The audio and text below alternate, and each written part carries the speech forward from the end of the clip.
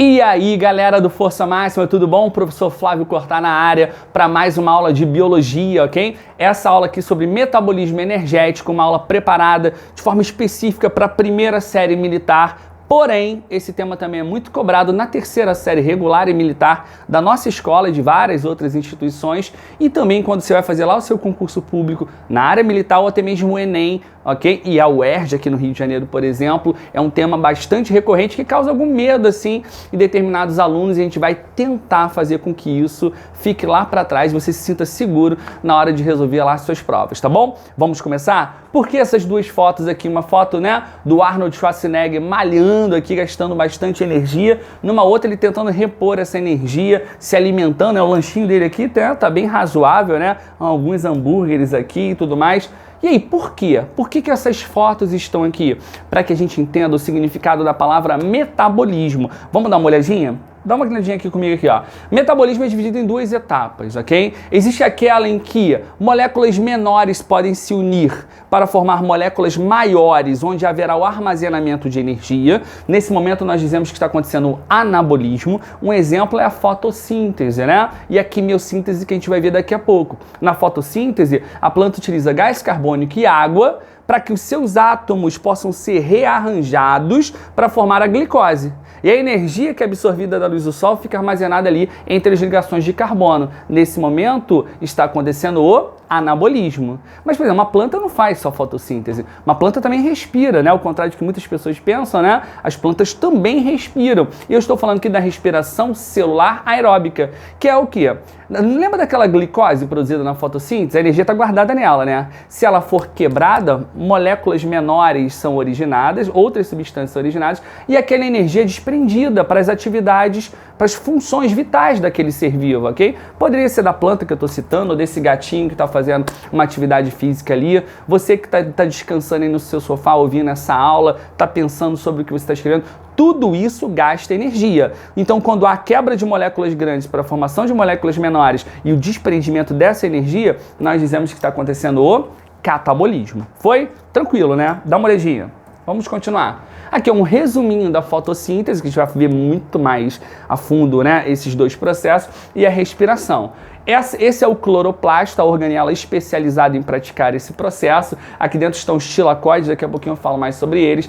Você observe que existe alguma coisa dentro do cloroplasto que absorve a energia solar para praticar o processo de fotossíntese. Além de absorver essa energia solar, duas outras substâncias são fundamentais, né? O gás carbônico e a água. Gás carbônico é formado por quê? Por carbono e oxigênio. E a água? Por hidrogênios e oxigênio. Por quê que a planta ou a alga quer esses elementos aí? Para poder combiná-los e formar a glicose. Dá uma olhadinha no formato aqui da glicose, aqui na fórmula da glicose. C6H12O6. De onde vieram os átomos de carbono, hidrogênio e oxigênio? Daquelas moléculas que começaram ali a nossa história, tá bom? Além disso, a liberação de gás oxigênio também na atmosfera se for uma alga no ambiente aquático, por exemplo. Beleza? Bem, essa glicose pode ser quebrada, tá bom? Para gerar o quê? Energia em moléculas de ATP, beleza? Essa quebra da glicose, ela começa no citoplasma, mas as duas últimas etapas acontecem dentro de uma organela chamada de mitocôndria, por isso que ela está aqui. Esse processo de quebra da glicose ou de outra substância orgânica para a liberação de energia é chamada de respiração celular, nesse caso aqui, aeróbica, porque é necessário a presença do gás oxigênio. Foi? Então, isso aqui é o quê? Uma reação de anabolismo, essa aqui é uma reação de catabolismo. Bem, aqui nós temos um resuminho desses dois processos que nós falamos, ok? Mostrando aqui a equação, ainda não está com todas as moléculas que acontecem, mas para você ter uma ideia de como ela acontece, a glicose lá no início se combinando com oxigênio, formando gás carbônico e água. Nesse processo aqui, ó, nesse momento está acontecendo o processo de respiração celular, e você não se esqueça na sua prova que essa aqui é uma organela chamada de mitocôndria. Aqui embaixo é o contrário, né? O gás carbônico se combina com a água, a luz solar é absorvida, a energia fica acumulada nas moléculas de glicose que são produzidas e é liberado também no ambiente gás oxigênio. Tem uma outra molécula que é liberada, que é a água, que vai vir na próxima fórmula agora. Ó, fotossíntese. Vamos dar uma olhadinha aqui, ó. Você vai olhar aqui embaixo primeiro. Aqui está o desenho da folha e equação, só que a equação não está completa. Aqui em cima vocês vão entender por quê. Aqui tem, ó, 6 moléculas de gás carbônico, não tem? Tá batendo aqui embaixo, não tá? 6 moléculas de gás carbônico. 6 moléculas de água, ok? Na realidade são 12 moléculas de água. E aqui a glicose que é produzida está aqui e aqui o oxigênio. Por que essa está correta? Em primeiro lugar, aqui nós temos a quantidade de moléculas exatas que são utilizadas no processo de fotossíntese. 6 de gás carbônico, 12 de água. Beleza? As moléculas que são produzidas, o produto que é gerado é a glicose, que você já sabe, a água, que não havia no último desenho, 6 moléculas de água e 6 moléculas de gás oxigênio. Se aquilo ali fossem pecinhas de um Lego, por exemplo, a gente desmontasse, a gente teria aqui do lado de cá a mesma quantidade de cada pecinha que está do lado de lá. Beleza? Antigamente acreditava-se, por exemplo, que o gás oxigênio liberado na fotossíntese era resultante da quebra das moléculas de gás carbônico na fotossíntese. Na realidade, não, ok? O oxigênio, os átomos de oxigênio presentes no gás oxigênio, vêm da quebra das moléculas de água, porque a água não é só hidrogênio, né? É H2O. Esses átomos aqui é que são utilizados. E olha como é que a conta é interessante, né? 12 vezes 1, aqui teria o número 1, 12 vezes 1, 12, né? Dá uma olhadinha aqui, 6 moléculas de gás oxigênio dá exatamente esse valor, né? Aqui, ó, 6 vezes 2, 12. Os 12 átomos de oxigênio que estão nas 12 moléculas de água aqui serviram exatamente para formar um dos produtos da fotossíntese, que foi o gás oxigênio, beleza? Que bom, porque esse oxigênio é utilizado por muitos seres que são seres aeróbios, né? Para fazer a sua respiração celular aeróbica. Bem, porém, a fotossíntese é dividida em 2 etapas ou 2 fases, beleza? E não precisa ficar nervoso agora, que eu vou explicar direitinho o que é necessário e o que não é ainda para a sua série, tá? Bem, do lado de cá nós temos a etapa chamada de etapa clara ou etapa fotoquímica. Ela é chamada assim porque nela só ocorre em presença de luz, ok? A luz é absorvida nessas estruturas chamadas de tilacoides. Cada anelzinho desse aqui é um tilacoide. Juntos eles formam o que a gente chama de grânum, tá? Lá dentro está a clorofila e outros pigmentos fotossintéticos também, tá bom? Mas principalmente a clorofila A e a clorofila B. O que vai acontecer? Vai haver absorção dessa luz solar, tá? A quebra das moléculas de água, por isso que é fundamental uma planta ter água para sobreviver, porque a água ela é quebrada. E aí os átomos de oxigênio que vêm dessa quebra, chamada de fotólise, da quebra da molécula de água, é produzido gás oxigênio que é liberado no ambiente e que os outros seres se favorecem, inclusive a própria planta ou a alga se favorece disso aí, tá bom? Mas cadê os átomos de hidrogênio? Os átomos de hidrogênio vão ser encaminhados para a segunda etapa da fotossíntese, chamada de etapa química, ok? Ou fase escura da fotossíntese, porque não há necessidade de luz para que ela ocorra. Então esses hidrogênios aqui são capturados por moléculas chamadas de NADP, nicotinamida adenina dinucleotídeo fosfato. Flávio, caraca, que nome escroto, é verdade, mas isso não vai cair para você. Você tem que entender que o NADP é especializado em capturar esses átomos de hidrogênio para levá-los para a fase escura, porque lá, quando o gás carbônico for incorporado, os átomos de carbono e de oxigênio vão se combinar com esses átomos de hidrogênio que estão sendo trazidos. E cá entre nós, carbonos com hidrogênios e oxigênios vão formar quem? A glicose. C6H12O6, beleza? 6 átomos de carbono, 12 de hidrogênios e 6 de oxigênio. De onde vieram os átomos de carbono e oxigênio? Do gás carbônico que foi incorporado. E os hidrogênios vieram da onde, Flávio? Vieram das moléculas de NADP que trouxeram para a fase escura depois que houve a quebra, a fotólise da água no início aqui na fase clara. Foi? Para que isso aconteça, são necessárias moléculas de ATP, adenosina trifosfato, moléculas que levam a energia para aquele local, ok? Para que ela seja utilizada, para que toda essa historinha que eu estou contando possa acontecer. Foi? Vou mostrar mais detalhes ainda desse processo. Aqui, não se assuste, tá? Fica tranquilo, beleza? Você tem que entender a lógica do que está acontecendo apenas, tá? Normalmente caem esquemas onde ele vai ver se você compreendeu como as moléculas foram formadas, se foi utilizada energia, a diferença entre fase clara e fase escura, por exemplo. Isso é o que normalmente é cobrado para vocês, tá? Aqui nós temos a fase clara mais uma vez, aqui os tilacoides, onde a clorofila está, absorve-se a energia solar, beleza? Com essa absorção aqui, a quebra das moléculas de água por meio da fotólise. Com a quebra das moléculas de água, o oxigênio é liberado e os hidrogênios vão passar para a fase escura, sendo carreados pelas moléculas de NADP. Se era NADP e agora está carregando hidrogênio, passa a ser chamado de NADPH, beleza? Então esses hidrogênios vão para cá, há gasto de energia, e aqui, quando os hidrogênios são lançados aqui dentro, várias reações químicas vão acontecendo, beleza? Você vê que o NADP vai embora depois, né? Por que ele vai embora depois? Porque já deixou os hidrogênios que ele veio trazer. E por que o ATP entra como ATP e vai embora como ADP? Porque quando ele perde um fosfato, parte da energia é liberada. O que era adenosina trifosfato agora passa a ser adenosina difosfato. Ele vai embora e ao incorporar outro fosfato no futuro, ele passa de novo a ser uma adenosina trifosfato. Bem, os hidrogênios vão se combinar com os átomos de carbono e oxigênio que vêm do gás carbônico. Várias reações químicas vão acontecer que você não precisa ter esse entendimento nesse momento. E por meio dessas reações, algumas substâncias orgânicas vão ser produzidas.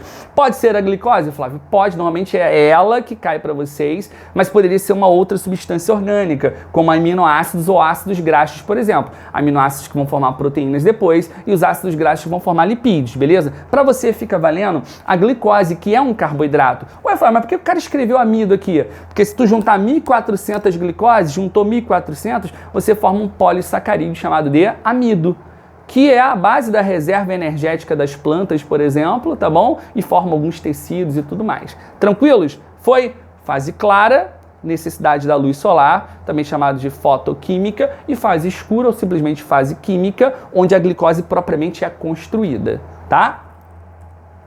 Tá, Flávio, e quando o ser não tem luz para conseguir fabricar seu próprio alimento, como que isso é feito? Pode ser feito por meio da quimiossíntese. Olha o nome, não é foto quer dizer luz, né? É quimiossíntese. O ser vai ser capaz de utilizar a energia liberada por meio de alguma reação química, de alguma substância inorgânica do ambiente, para a partir dessa energia fabricar as suas próprias moléculas orgânicas. Dá uma olhadinha nessas bactérias sulfurosas aqui, desses seres que vivem aqui em ambientes de lavas vulcânicas, né? Ó, ela vai utilizar uma substância inorgânica à base de enxofre.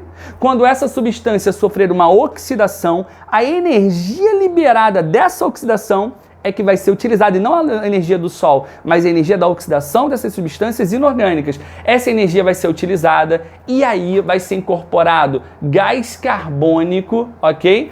Para que os átomos do gás carbônico possam construir outras moléculas orgânicas para esse ser vivo. Dá uma olhadinha nesse esquema, ó. Diz exatamente isso, ó. Substância inorgânica, no caso aqui a base de enxofre, sofre oxidação, gera o subproduto, pra gente não interessa no momento. O importante é saber que ele libera o quê? Energia. Essa energia que é o ponto de ativação para que o gás carbônico e a água se combinem e agora sim os átomos deles possam se unir e guardar a energia dessa oxidação que foi falada aqui dentro de substâncias orgânicas, que mais uma vez pode ser um carboidrato, um lipídio ou uma proteína, tá bom? Houve a necessidade de luz? Não. Beleza? Então, nesse caso, não é fotossíntese. A síntese dessas substâncias orgânicas acontece por meio da oxidação de uma substância inorgânica. Então, o nome do processo no dia da prova é quimiossíntese, tá bom? Vimos os dois processos de anabolismo. Então, nós temos que falar de outros dois processos que representem agora o catabolismo, tá bom? Respiração celular aeróbica. Aeróbica só acontece em presença do gás oxigênio. Por que esses desenhos aqui, Flávio? São as mitocôndrias. E elas são fundamentais para as duas últimas etapas da respiração celular aeróbica poderem acontecer e muitas moléculas de ATP, que armazenam energia, possam ser produzidas. Vamos começar. Aqui, ué, mas por que essas fotos? Porque para você agora tá queimando aí seus neurônios, né, para pensar sobre a matéria, tentar resolver questões e entender o que eu tô falando, há necessidade de um gasto de energia para esses golfinhos poderem nadar, essa planta se desenvolver, esse cachorro poder correr, esse bebê dormir, simplesmente dormir. Tudo isso é necessário gasto de energia para que aconteça. E como essa energia vai ser liberada? É o que a gente vai aprender por meio da respiração celular aeróbica. Aqui, ó. Vamos lá. São 3 as etapas da respiração celular aeróbica. A primeira se chama glicólise. Por que deram esse nome? Porque ela começa pela glicose e ela está sendo quebrada. Dá uma olhadinha aqui, ó. A glicose é quebrada, sofre uma série de reações químicas e produz 2 moléculas de ácido pirúvico ou piruvato. São liberados aqui, ó, 2 ATPs e aqui, ó, 2 ATPs aqui, beleza? E também pode ser liberado mais à frente o gás carbônico. Só que o gás carbônico já vai participar do início de uma próxima etapa. O que você tem que saber agora, tá? Que na glicólise, a glicose é quebrada, libera-se ácido pirúvico e também moléculas chamadas de NAD. Lembra do NADP da fotossíntese? Pois é, aqui eles se chamam, ao invés de NADP, NAD, nicotinamida, adenina, dinucleotídeo. Eles também vão carregar hidrogênios. Quando a glicose for quebrada e se transformar em ácidos pirúvicos, ok? As moléculas, os átomos de hidrogênio que são liberados dessa quebra vão ser capturados também por esses NADs, beleza? O que era NAD, já que agora está carregando hidrogênio, 2 átomos de hidrogênio passará a ser chamado de NADPH2. Foi? A segunda etapa é o ciclo de Krebs. Olha o nome, ciclo de Krebs. Por que ciclo? Porque é uma etapa cíclica, que não, teoricamente, não tem fim, tá? Lembra do ácido pirúvico? Beleza? Ele pode sofrer algumas reações químicas, liberar gás carbônico, produzir ácido acético e entrar numa sequência cíclica de reações químicas, beleza? Onde se perde gás carbônico algumas vezes, se produz algumas moléculas de ATP e se produzem muitas moléculas de NADH2, como eu havia falado. Nesse desenho não tá, mas no próximo, que é mais destrinchado, vocês vão poder ver, tá bom? Os hidrogênios que são capturados por essas moléculas de NAD, agora NADH2, são levados para a última etapa, chamada de cadeia respiratória, ou como está ali, cadeia transportadora de elétrons. Lá na cadeia respiratória, esses hidrogênios vão se unir com os átomos de... Aqui, ó, os hidrogênios vão se unir, perdão, vai ter que fazer um corte aqui agora. Levantei a mão, dá pausa aí, amor. Pause. São 3 as etapas da respiração celular aeróbica. Essa primeira aqui está representando a glicólise. Por que glicólise? Porque é a glicose que vai ser quebrada para gerar outro produto, beleza? Bem, quando a glicose é quebrada, isso acontece no citoplasma ou hialoplasma, tá? Quando a glicose é quebrada, alguns hidrogênios da glicose são liberados. 4 átomos de hidrogênio são liberados. Esses átomos são capturados por moléculas chamadas de NAD.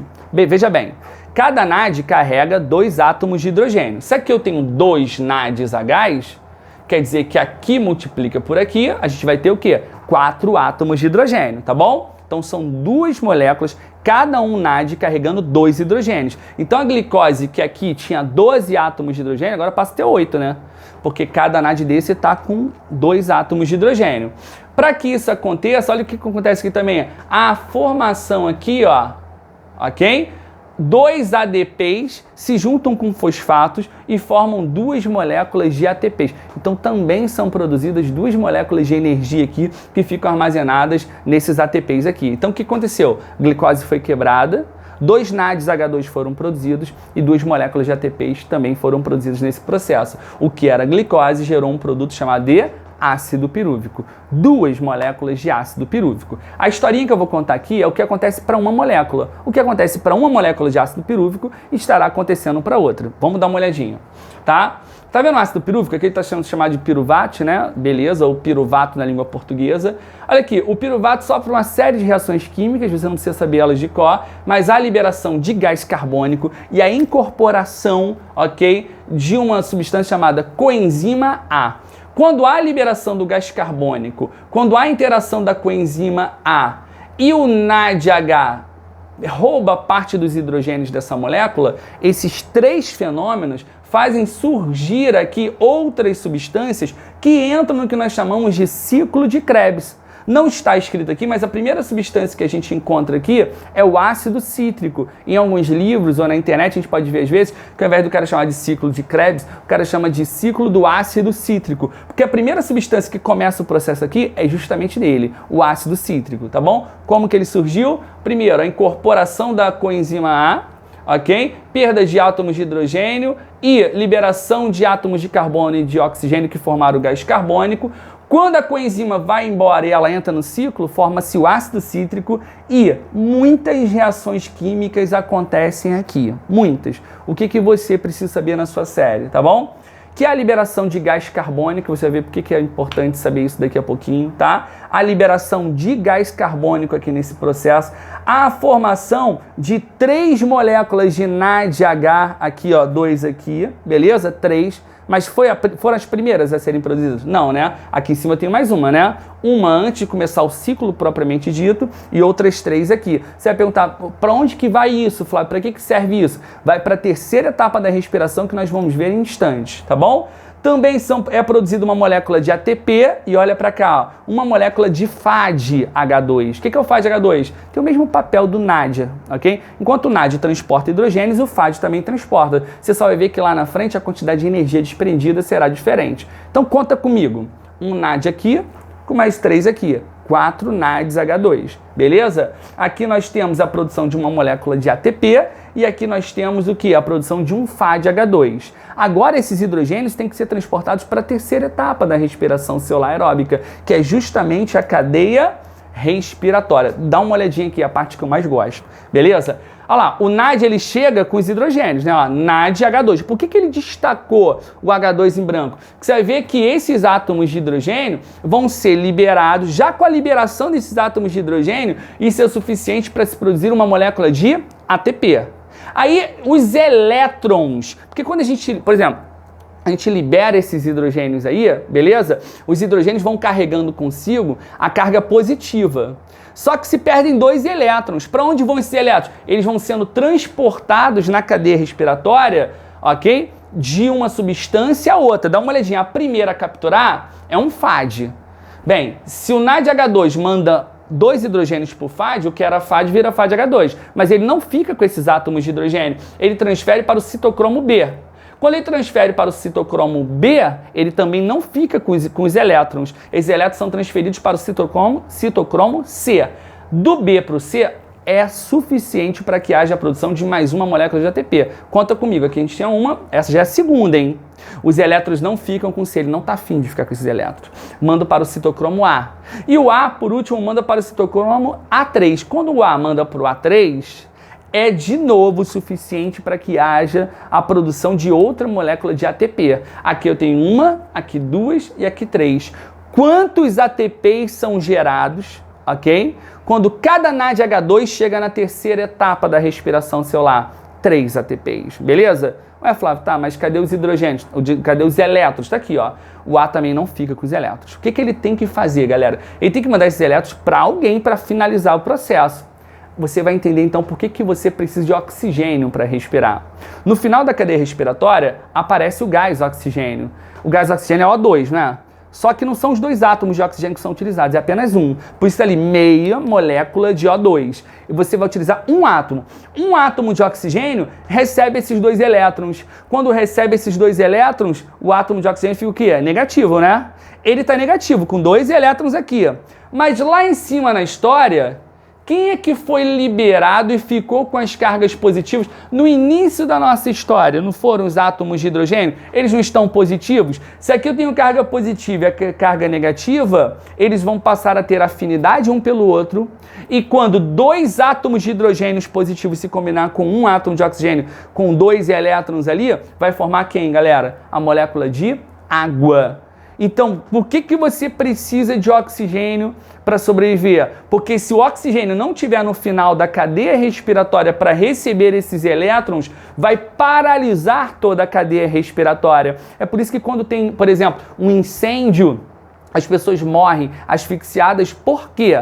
Porque na ausência do gás oxigênio, não tem ninguém para receber esses elétrons no final da cadeia respiratória. Se não tem ninguém para receber esses elétrons, o que acontece? A produção de uma quantidade menor de ATP, de energia. Consequentemente, ela vai ter dificuldade para solucionar aquela solução, para solucionar aquele problema, para resolver aquela questão. A maior parte das pessoas não morre nem queimadas, elas morrem asfixiadas justamente pela falta de energia, porque paralisa a cadeia respiratória. Flávio, e os FADs H2 que estavam trazendo hidrogênio? Ó, se eu começar pelo FAD, eu esqueço lá em cima, né? Eu começo aqui. Se eu começar daqui a minha historinha, quantos ATPs são gerados? Se eu começar daqui para baixo, eu excluo esse ATP, né? Cada FAD H2 que trouxer os 6 hidrogênios para a cadeia respiratória vão gerar no final do processo 2 ATPs. Então dá para a gente fazer um cálculo para saber quantas moléculas de ATP eu terei no final a partir da quebra de cada molécula de glicose, ok? Dá uma olhadinha nesse balanceamento energético aqui, ó. Na glicólise houve a produção de 2 moléculas de ATP, beleza? Aqui, ó. Além disso, foram produzidos 2 NADs H2. Bem, nós vimos que sempre que um NAD H2 chega na cadeia respiratória, são produzidos 3 ATPs. Olha aqui, se eu tenho 2 NADs H2, vezes 3 vai dar quanto? 6. Então, só da glicólise eu teria quanto? 2 com mais 6, eu vou ter o quê? 8 ATPs, beleza? Na formação da acetil-CoA, lá antes do ciclo de Krebs, eu tenho 2 NADs H2 e 3 ATPs. E no ciclo de Krebs propriamente dito, eu vou ter 6 NADs H2 e 3 ATPs. Se cada NAD H2 geram 3 ATPs, 6 NADs H2 vai ser 6 vezes 3. 6 vezes 3 vai dar quanto? 18. E ainda tem os FADs que eu falei para vocês, que vão produzir apenas 2. Se cada FAD produz 2 ATPs, 2 FADs H2 vão produzir quanto? 4. Se eu somar isso tudo, dá 38 ATPs. Mas lá no início da história, aqui está escrito aqui, ó, para o aproveitamento da molécula de NADH produzida fora da mitocôndria, há um gasto de 1 ATP. 2 moléculas é igual a 2 ATPs. Então você gasta 2 ATPs para que os FADs sejam produzidos e participem do processo. Se eu gastei 2 ATPs para a produção deles, o que era 38 passa a ser 36. Gente, é coisa pra caramba, né? Porque uma molécula de glicose ser quebrada e no final o saldo energético, né, ser de 36 ATPs é algo muito, mas muito eficiente. Ó, nem a metade desses ATPs são aproveitados na realidade para as nossas funções vitais. Boa parte deles é perdido, né, de outras formas no organismo, tá bom? Essa é a respiração celular aeróbica. E quando o organismo obtém energia por meio de uma respiração na ausência do gás oxigênio, nós dizemos que esse processo é chamado de fermentação ou respiração celular anaeróbica, ou seja, é aquela que acontece na ausência do gás oxigênio. Tem diferenças além da ausência do gás oxigênio? Tem. Dá uma olhadinha, ó. É um processo simples e primitivo, ok? A via anaeróbica do catabolismo, ou seja, na ausência do oxigênio, acontece no hialoplasma, não acontece no interior das mitocôndrias, mas sim no hialoplasma, tá bom? E acontece a degradação parcial da molécula, que normalmente aqui é a glicose, tá bom? Por último, o receptor final é um composto orgânico derivado da quebra da molécula do combustível e o saldo... Olha aqui, o saldo energético são de apenas 2 moléculas de ATP. Na respiração aeróbica foram de 36. Aqui são de 2 moléculas de ATP. Com certeza a aeróbica é muito mais eficiente do que a respiração celular anaeróbica. Ah, então isso não é importante para nada, Flávio. Tá? O iogurte que esse bebê está tomando, por exemplo, ok? Ele está se lambuzando mais do que tomando na realidade, né? Ele foi produzido por meio de uma fermentação, chamada fermentação lática. Você vê no próximo esquema. Esse bolo, ele só pôde aumentar, né? Para não ficar solado e tudo mais. Conforme você está vendo o bolo assando lá no fundo, você está vendo que ele vai aumentando, né? Se distribuindo por todo o tabuleiro. Isso acontece porque existem micro-organismos ali fazendo a fermentação, fazendo a respiração celular aeróbica, beleza? O vinagre que nós utilizamos, né, para temperar alguns alimentos.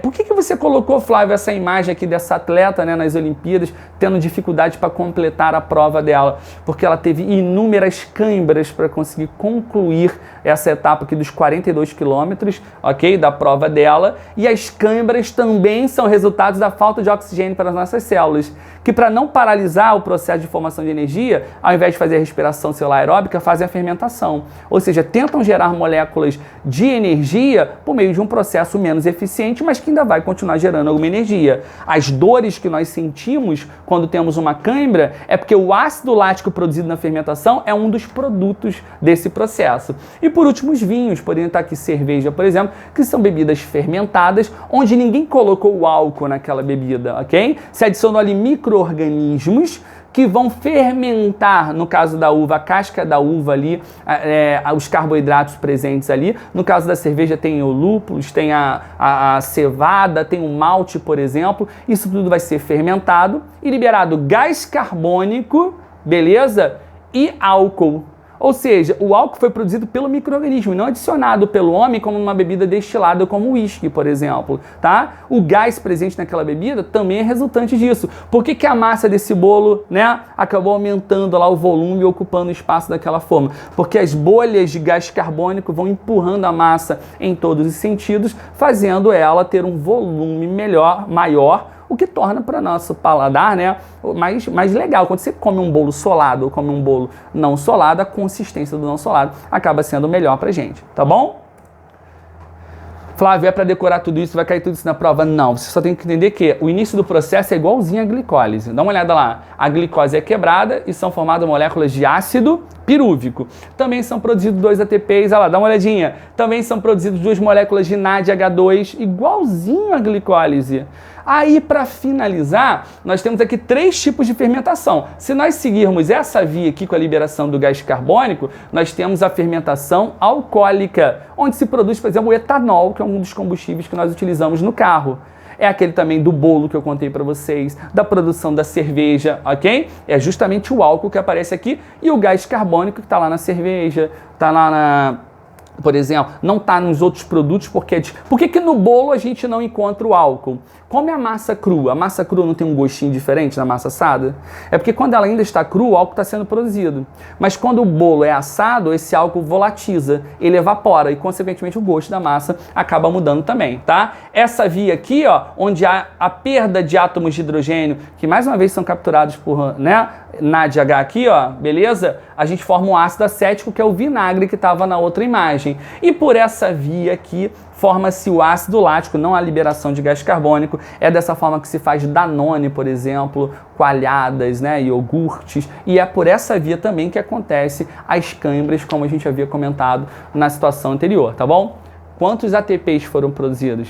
Apenas 2. Na realidade, são produzidos 4 ATPs, mas são gastos 2. Então, o saldo energético é de 2 ATPs. Então, a respiração celular anaeróbica, aquela que não precisa de oxigênio, é muito menos eficiente do que a respiração aeróbica. Aqui estão outros exemplos de coisas do dia a dia que dependem dessa fermentação, desse processo de fermentação. Alguns eu já falei aqui, mas também tem ali, ó, produção, né, de agentes biológicos para tratamento de resíduos, polissacarídeos, alguns antibióticos que nós tomamos dependem também desse processo, vitaminas, solventes, os pães, né, assim como os bolos já foram comentados, queijos, né? Adoro um gorgonzola, um roquefort, são aqueles queijos que são fermentados por fungos e tem um gosto mais forte, né? É a fermentação que está acontecendo ali. Eu tenho certeza que esses queijos não são guardados em locais muito oxigenados, por exemplo, porque são fungos anaeróbicos, beleza? Vinagres, eu já havia falado, outras bebidas alcoólicas e daí por diante. Então são coisas que estão no nosso dia a dia e que, pelo entendimento da matéria que foi explicada aqui hoje, o homem tira proveito para si para gerar coisas que vão facilitar, né, o seu dia a dia, tá bom? Espero que vocês tenham gostado, tenham aprendido. É impossível não ficarem outras dúvidas, né? Mas na medida do possível a gente vai corrigindo também nas aulas que a gente tem dado ao vivo lá pelo Zoom no canal lá da nossa escola, tá bom? Um grande abraço.